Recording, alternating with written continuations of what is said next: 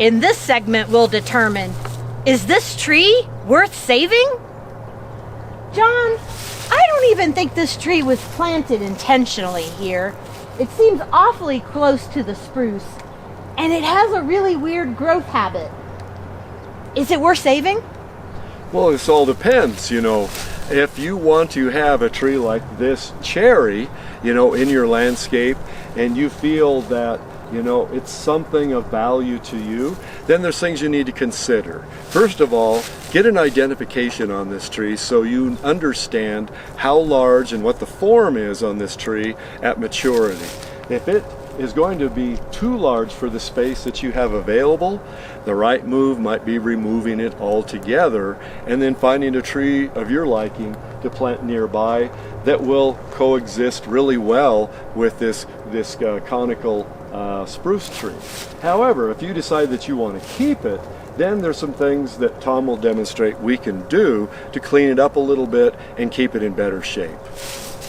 So some of the pros of saving a tree like this might be it's unique in the landscape, in that particular landscape. This is a cherry, so maybe it's going to have really pretty spring blooms. It may have some benefit for wildlife later in the summer. And some cons might be that structurally it's not ideal because of the way that it's grown in. And maybe in this case it's a little close to the spruce here.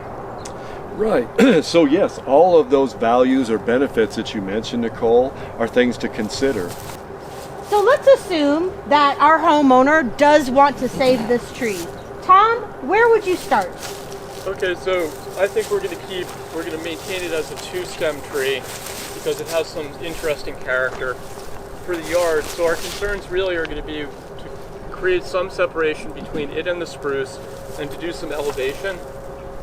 Because we have pedestrian traffic in this area. So I'm just going to basically do some elevation work pretty quick and get rid of some of these crossing limbs in the interior, and that's probably all the pruning we'll do for one cycle. So here goes right now.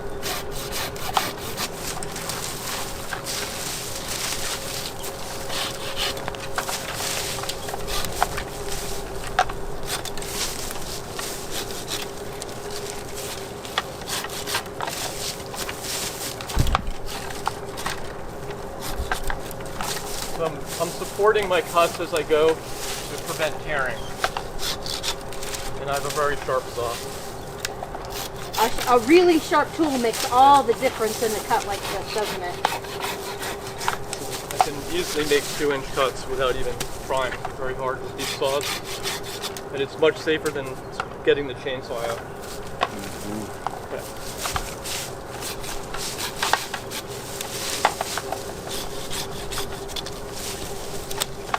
I'm paying quite a bit of attention to how I initially align my saw on the cut, so I'm not cutting beyond the branch bark collar. But I have a lot of experience at this. You might need to go a little bit slower. To me, it's already starting to look neater and more attractive just by having not so much going on right around that base.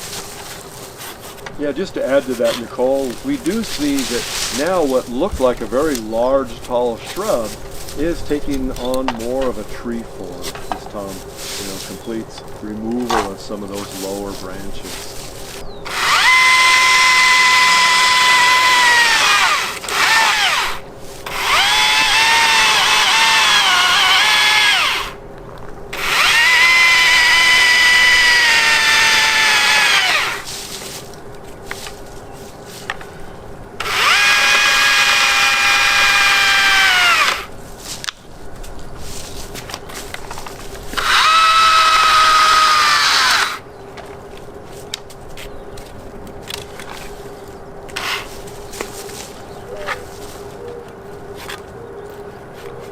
So as Tom is finishing up those cuts around the base, is there anything you do about these roots that are coming out over this trunk here? Certainly.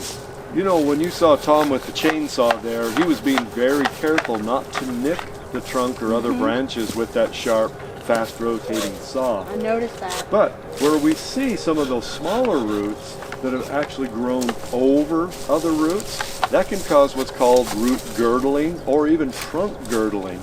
So as the tree itself, the main stem and trunk get bigger in size, with those types of overlacing type roots, those also tend to get larger in size.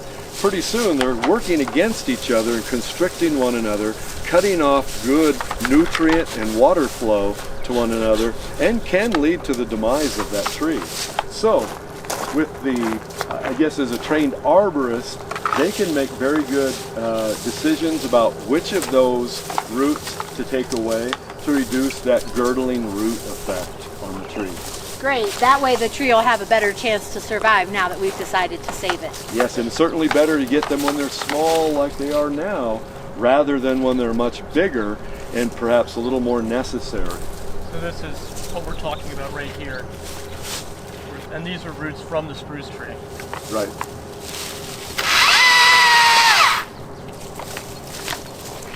The spruce is a very surface-rooted tree, so keep that in mind when you're selecting a spruce, that those roots do tend to not only go deeply, but they also like to hang out near the surface.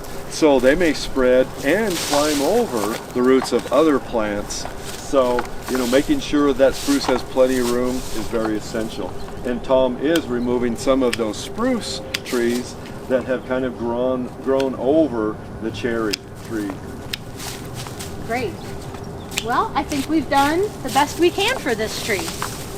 Appreciate the help with it. Very good. Looks better. Yes, it does. Okay.